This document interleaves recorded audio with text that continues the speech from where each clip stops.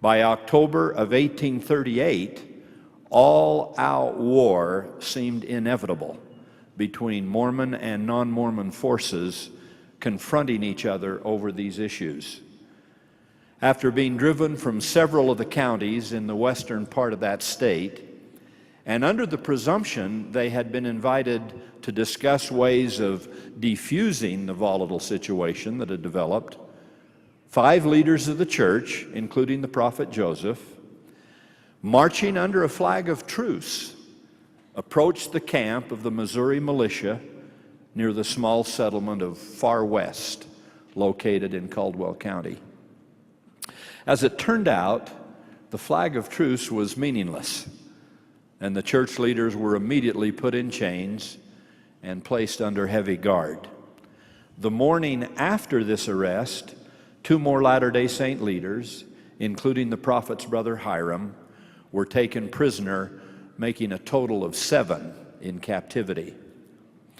Injustice swiftly moved forward toward potential tragedy when a military court, convened by officers of that militia, ordered that Joseph Smith and the 6 other prisoners all be taken to the public square at Far West and summarily shot.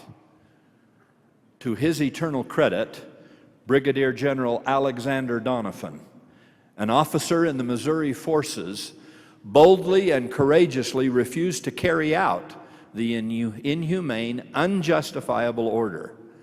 In a daring stand that could have brought him his own court-martial, he cried out against the commanding officer, "It is cold-blooded murder.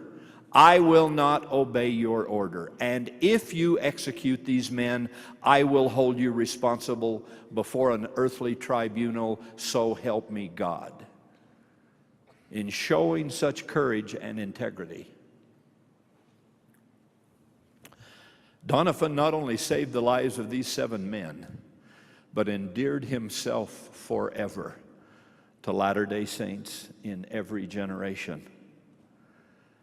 Well, their execution averted, these 7 church leaders were marched on foot from Far West to Independence, then from Independence to Richmond.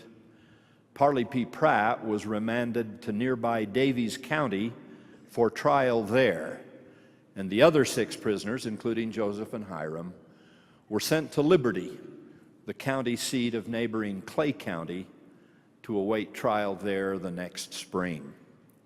They arrived in Liberty on December 1st, 1838, just as winter was coming on.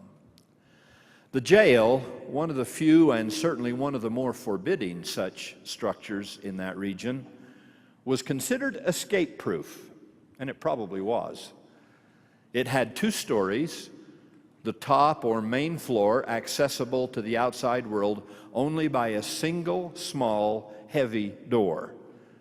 In the middle of that floor was a trap door through which prisoners were then lowered into the lower floor or dungeon. The outside walls of the prison were of rough-hewn limestone 2 feet thick, and an inside wall of 12-inch oak logs. These 2 walls separated by a 12-inch space filled with loose rock. Combined, these walls made a formidable, virtually impenetrable barrier 4 feet thick. In the dungeon, the floor-to-ceiling height was barely 6 feet, and inasmuch as some of the men, including the prophet Joseph, were over 6 feet tall, this meant that when standing, they were constantly in a stooped position, and when lying, it was mostly upon the rough, bare stones of the prison floor, covered here and there by a bit of loose, dirty straw or an occasional dirty straw mat.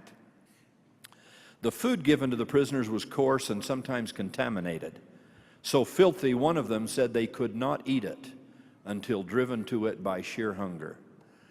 On as many as 4 occasions, they had poison administered to them in their food, making them so violently ill that for days they alternated between vomiting and a kind of delirium, not really caring whether they lived or died. In the prophet Joseph's letters, he spoke of the jail being a hell surrounded with demons, where we are compelled to hear nothing but blasphemous oaths and witness a scene of blasphemy, drunkenness, hypocrisy, and debaucheries of every description. We have not blankets to keep us warm, he said, and when we have a fire, we are engulfed in constant smoke.